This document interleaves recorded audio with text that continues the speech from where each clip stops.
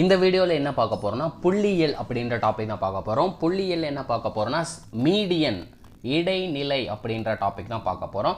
ரொம்பவே சிம்பிளான டாபிக் தான். இடைநிலைங்கிறது பேர்லேயே இருக்குது பாருங்கள். அதாவது செட் ஆஃப் டேட்டா கொடுத்துட்டு அதில் சென்டர் இடையில் இருக்க நம்பர் என்ன அப்படின்றதான் கண்டுபிடிக்க போகிறோம். அதை தான் இந்த டாப்பிக்காகவே வச்சுருக்காங்க.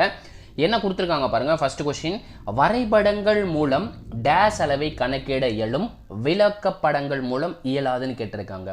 Days can be determined by using graph. நம்ம கிராஃபில் இருந்து நம்ம மீடியனை டிட்டர்மைன் பண்ணிடலாம். ஆனால் ஒரு வரைபடத்தில் ஒரு டயக்ராமில் இருந்து விளக்கமான படத்தில் நம்ம மீடியனை கண்டுபிடிக்க முடியாது. கிராஃபை யூஸ் பண்ணி நம்ம மீடியனை கண்டுபிடிச்சிடலாம். ஸோ இந்த கொஸ்டினுக்கான ஆன்சர் இடைநிலை, மீடியன் அப்படின்றதான் இந்த கொஸ்டினுக்கான answer. Determine by using graph. கிராஃபை யூஸ் பண்ணி நம்ம என்ன கண்டுபிடிக்க முடியும்? மீடியன், இடைநிலை அளவை கண்டுபிடிக்க முடியும். ஓகேங்களா? இது இங்கிலீஷில் பார்த்தா தெளிவாக புரிஞ்சிருக்கும். வரைபடங்கள், விளக்கப்படங்கள் ரெண்டுத்துக்கு வித்தியாசம் தெரிஞ்சுன்னா தமிழில் அசால்ட்டாக போட்டு போயிருக்கலாம். நமக்கான அடுத்த கொஸ்டின் பார்ப்போங்களா? நம்பர்ஸ் வச்சு பார்ப்போம். ரொம்பவே சிம்பிள் தான். ரெண்டு கான்செப்ட் இருக்குது. ஆட் நம்பர், ஒற்றைப்படை எண்களாக இருந்தால் நம்ம டைரெக்டாக சென்டரில் இருக்க நம்பர் கண்டுபிடிச்சிடலாம். இதே இரட்டைப்படை எண்களாக இருந்தால் ஒரு சின்ன ட்ரிக் இருக்குது, அதை நான் உங்களுக்கு சொல்லித்தரேன். ஓகேங்களா? ரொம்ப சிம்பிள் தான். இந்த கொஸ்டினில் என்ன கேட்டிருக்காங்க பாருங்களேன். A, 2A, 4A, 6A, 9Aயின் இடைநிலை 8 என்றால் ஏயின் மதிப்பு என்னன்னு கேட்டிருக்காங்க. ஃபஸ்ட்டு இந்த மாதிரி செட் ஆஃப் நம்பர் கொடுத்துட்டாங்கனாலே அதை அசெண்டிங் ஆர்டர், ஏறு வரிசையில் எழுதி வைக்கணும். இது ஏறு வரிசையில் இருக்கான்னு கேட்டிங்கன்னா அப்படியே டிக்ரீஸ்லேருந்து இன்க்ரீஸ் ஆகிருக்கு. சின்ன மதிப்புலேருந்து பெரிய மதிப்புக்கு போயிருக்கு. ஸோ இன்க்ரீஸிங் ஆர்டரில் தான் இருக்குது. மொத்தம் எத்தனை டேட்டா இருக்குன்னு பாருங்கள். 1 2 3 4 5 5 டேட்டா இருக்குது. 5 டேட்டாவில் சென்டர் டேட்டாவை கண்டுபிடிக்கிறது ஈஸி. லெஃப்டில் இருந்து 2 டேட்டாவையும் ரைட்லேருந்து 2 டேட்டா விட்டுட்டா நமக்கு மிடில் என்ன டேட்டா இருக்கும்? 4Aன்னு இருக்கும். அப்போ இந்த 4Aன்றதான் இடைநிலை. இந்த இடைநிலையோட மதிப்பு தான் என்ன கொடுத்துருக்காங்க? 8ன்னு கொடுத்துட்டு ஏவோட மதிப்பு கேட்டிருக்காங்க. ஸோ இங்கே இருக்க 4ஆல் கட் பண்ணிடலாம். 1 4s are 4, 2 4s are 8. அப்போ ஏவோட வேல்யூ என்ன கிடச்சிருக்கு? 2ன்னு கிடச்சிருக்கு. இந்த 2 அப்படியே சப்ஸ்டியூட் பண்ணிங்களா ஏக்கு பதில். இப்போ ஏக்கு பதில் 2 சப்ஸ்டியூட் பண்ணால் 2, 2 × A 4ன்னு கிடைக்கும். 4 × A 4 × 2 8ன்னு கிடைக்கும். 6A 6 × 2 12ன்னு கிடைக்கும். 9 × 2 18. அப்போ இடைநிலை என்னன்னு சொல்லியிருந்தாங்க? 8ன்னு சொல்லியிருந்தாங்க. லெஃப்ட் சைடில் 2 டேட்டா, ரைட் சைடில் 2 டேட்டா விட்டுட்டாலே ரொம்பவே சிம்பிள் தான். நமக்கான ஆன்சர் என்ன? 8 என்பது தான் சரியான விடை. ஓகேங்களா? Next question பார்ப்போங்களா?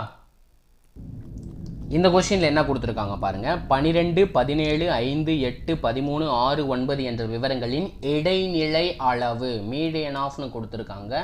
ஸோ மீடியன் கேட்டிருந்தாங்கன்னா என்ன பண்ணணும்? அசெண்டிங் ஆர்டர், அதாவது ஏறு வரிசையில் நம்பரை எழுதணும். கரெக்டுங்களா? இதில் இருக்கிறதுலே சின்ன நம்பர் என்ன?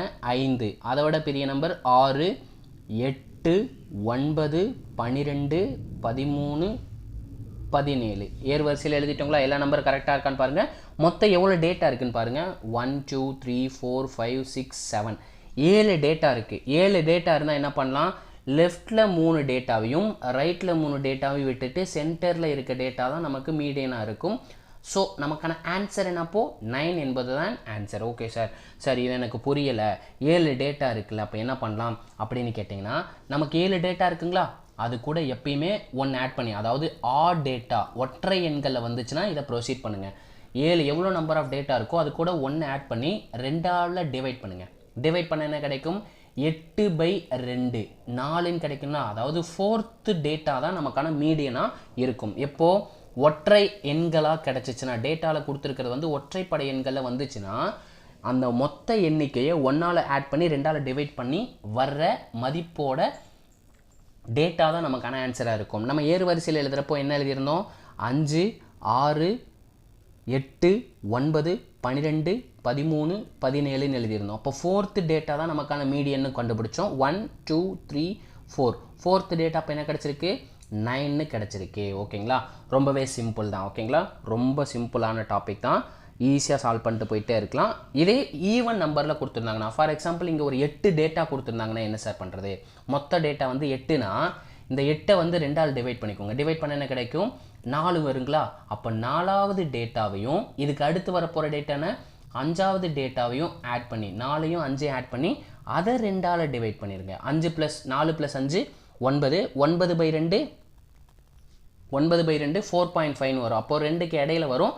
ஸோ ஈவன் நம்பரில் கொடுத்தா சொல்கிறேன் ஓகேங்களா. ஈவன் நம்பரில் கொடுக்குறப்ப இதை ப்ரொசீட் பண்ணிக்கோங்க. 6வது டேட்டாவுக்கும் 4வது டேட்டாவுக்கும் 5வது டேட்டாவுக்கும் இடையில் வர்ற உறுப்பு தான் நமக்கான ஆன்சராக இருக்கும் ஓகேங்களா. நெக்ஸ்ட் கொஸ்டின் பார்ப்போங்க. இந்த கொஸ்டினில் என்ன கொடுத்துருக்காங்க, 7 மாணவர்கள் தினச்செலவிற்காக வாங்கிய பணம் கீழே கொடுக்கப்பட்டுள்ளதுன்னு கொடுத்துட்டு நம்பர் கொடுத்துருக்காங்க. 42 ரூபா, 22 ரூபா, 40 ரூபா, 26 ரூபா, 23 ரூபா, 28 ரூபா, 43 ரூபான்னு கொடுத்துட்டு அந்த அமௌண்ட்டோட இடைநிலை மீடியன் என்னன்னு கேட்டிருக்காங்க. நமக்கு மீடியன் கேட்டாவே நம்ம என்ன சொல்லியிருக்கோம், அசெண்டிங் ஆர்டரில் எழுதணும், அதாவது ஏறு வரிசையில் எழுதணும். அப்போ சின்ன நம்பர்லேருந்து பெரிய நம்பர் எழுதுறது தான் ஏறு வரிசை. சின்ன டேட்டாங்கிறது பார்த்தீங்கன்னா 22, இதை விட பெரிய டேட்டாங்கிறது பார்த்தீங்கன்னா 23, அதை விட பெரிய டேட்டாங்கிறது பார்த்தீங்கன்னா 26, இதை விட பெரிய டேட்டான்றதை பார்க்குறப்போ 28 இருக்குது. ஸோ 28க்கு அப்புறம் நெக்ஸ்ட்டு வரப்போகிற பெரிய நம்பர் பார்த்தீங்கன்னா 40க்கு அப்புறம் பெரிய நம்பர் பார்த்தீங்கன்னா 42 இருக்குது. 42க்கு அப்புறம் பார்த்தீங்கன்னா 43. அப்போ மொத்தம் எவ்வளோ டேட்டா இருக்குன்னு பாருங்கள், 1 2 3 4 5 6 7 7 டேட்டா இருக்குது. இந்த மாதிரி 7 டேட்டா இருந்துச்சுன்னா ரொம்பவே சிம்பிள். லெஃப்ட்லேருந்து 3 டேட்டா, ரைட்லேருந்து 3 டேட்டாவை பிரிச்சுட்டா 6 டேட்டா போயிடும். அப்போ சென்டரில் என்ன டேட்டா இருக்கோ அதுதான் நமக்கான இடைநிலையாக இருக்கும். அப்போ நமக்கான ஆன்சர் என்ன, 28 என்பது தான் இந்த கொஸ்டினுக்கான ஆன்சர் ஓகேங்களா. ஆட் டிஜிட்டில் இருந்தால் எக்ஸாக்டாக மிட் வேல்யூ கண்டுபிடிக்கிறது ஈஸி ஓகேங்களா. சென்டர் அப்படின்ற நம்பரை மட்டும் ஞாபகம் வச்சுக்கோங்க. சென்டர் டேட்டா தான் நமக்கான மீடியன் அப்படின்றத ஞாபகம் வச்சுக்கொள்ளுங்கள் ஓகேங்களா. நமக்கான அடுத்த கொஸ்டின் பார்ப்போங்களா. இந்த கொஷினில் என்ன கொடுத்துருக்காங்க பாருங்களேன், அதாவது டேட்டா கொடுத்துருக்காங்க 526, 225 65, 726, 672, 625, 248, 482, 252 இந்த மாதிரி டேட்டா கொடுத்துட்டு என்ற புள்ளி விவரங்களின் இடைநிலை அளவுன்னு கேட்டிருக்காங்க. இடைநிலை அளவுனா நம்ம என்ன பண்ணணும், ஏறு வரிசையில் எழுதணும். ஸோ ஸ்மாலஸ்ட் டேட்டாவிலேருந்து லார்ஜஸ்ட் டேட்டாவுக்கு நான் இன்க்ரீசிங் ஆர்டரில் எழுதிடுறேன். 248ங்கிறது ஸ்மாலஸ்ட்டு, அதை விட ஹையஸ்ட் பார்த்தீங்கன்னா 252க்கு அப்புறம் பார்த்தீங்கன்னா 256 இருக்குது. 256க்கு அப்புறம் பார்த்தீங்கன்னா 267 இருக்குது. 276க்கு அப்புறம் பார்த்தீங்கன்னா 284, 482, 526 ஏறு வரிசையில் எழுதுனா தான் நமக்கு கொஞ்சம் ஈஸியாக இருக்கும். நெக்ஸ்ட்டு பார்த்தீங்கன்னா 625, 672, 726 அசெண்டிங் ஆர்டரில் எழுதியாச்சு. ஓகே சார், மொத்தம் எவ்வளோ டேட்டா இருக்குன்னு பாருங்கள்.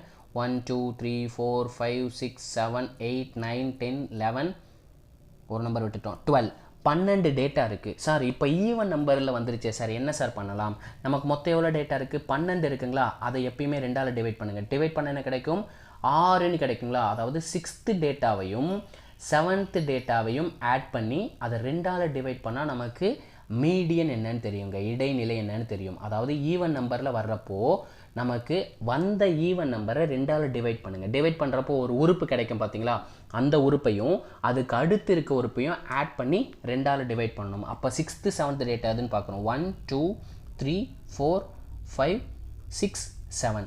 6ங்கிறது பார்த்தீங்கன்னா 284 இருக்குது கரெக்டுங்களா. 284 ஒரு நம்பர் மிஸ் பண்ணியிருக்கோன்னு நினைக்கிறேன். 248, 252, 256, 265 மிஸ் பண்ணியிருக்கோம் பார்த்தீங்களா. 265 அப்படின்ற நம்பரை மிஸ் பண்ணியிருக்கோம். ஸோ இதுதான் 4th டேட்டா, இது 5th டேட்டா, இது 6th டேட்டா. அப்போ 6th டேட்டாங்கிறது 276, 7th டேட்டாங்கிறது பார்த்தீங்கன்னா 284 ரெண்டையும் ஆட் பண்ணி 2ஆல் டிவைட் பண்ணும். 2 ஆட் பண்ணுங்கள். 6 + 4 10க்கு 0, பேலன்ஸ் 1. 1 + 7 8, 8 + 8 16க்கு 6, பேலன்ஸ் 1. 2 + 2 4, 4 + 1 5, 560 கிடச்சிருக்கு. அதை 2ஆல் டிவைட் பண்ணால் நமக்கு மீடியன் கிடச்சிரும். 1 2 2 2 × 2 4, பேலன்ஸ் 1, 8 2 16 0. அப்போ இந்த கொஸ்டினுக்கான மீடியன் என்னன்றது பார்த்தீங்கன்னா 280 அப்படின்றது இந்த கொஸ்டினுக்கான ஆன்சர். ரொம்பவே சிம்பிள் தான். Next question பார்ப்போங்க.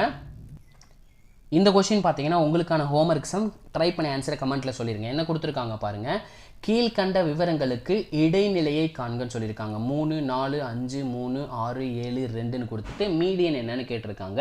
இதுக்கான ஆன்சரை கமெண்ட்டில் சொல்லிடுங்க. இதுக்கு நமக்கு என்ன ப்ரொசீஜர், ஃபஸ்ட்டு அசெண்டிங் ஆர்டரில் எழுதணும் கரெக்டுங்களா. அசெண்டிங் ஆர்டரில் எழுதிட்டு மிட் வேல்யூவை பார்க்கணும். மிட் வேல்யூ தான் நமக்கான மீடியனாக இருக்கும் ஓகேங்களா. ஏறு வரிசையில் எழுதிட்டு நடு உறுப்பு என்ன அப்படின்றதான் நம்ம பார்க்க போகிறோம். இதுக்கான ஆன்சரை கமெண்ட்டில் சொல்லிடுங்க. ரொம்பவே சிம்பிள் தான். நமக்கான அடுத்த கொஸ்டின் பார்ப்போங்க.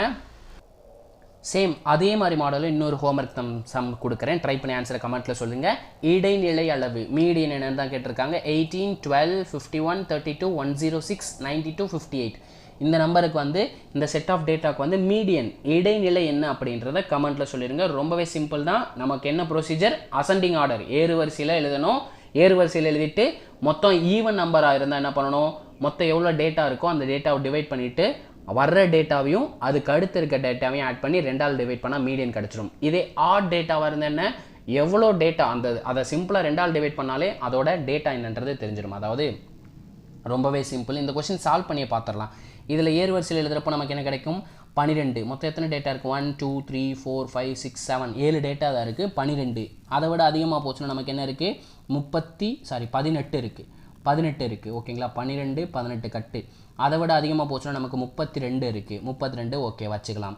அதை விட அதிகமாக போச்சுன்னா நமக்கு என்ன இருக்குது, 51 இருக்குது. அதை விட அதிகமாக போச்சுன்னா நமக்கு 58 இருக்குது. 92 106 மொத்தம் 7 டேட்டா இருக்குங்களா. அதை 1ஆல் ஆட் பண்ணி 2ஆல் வகுத்துருங்க. மொத்தம் 7 டேட்டா இருக்குது. அதை 1ஆல் ஆட் பண்ணி 2ஆல் டிவைட் பண்ணால் நமக்கு என்ன கிடைக்கும், 4ன்னு கிடைக்குங்களா. அப்போ 4th டேட்டா தான் நமக்கான மீடியனாக இருக்கும்.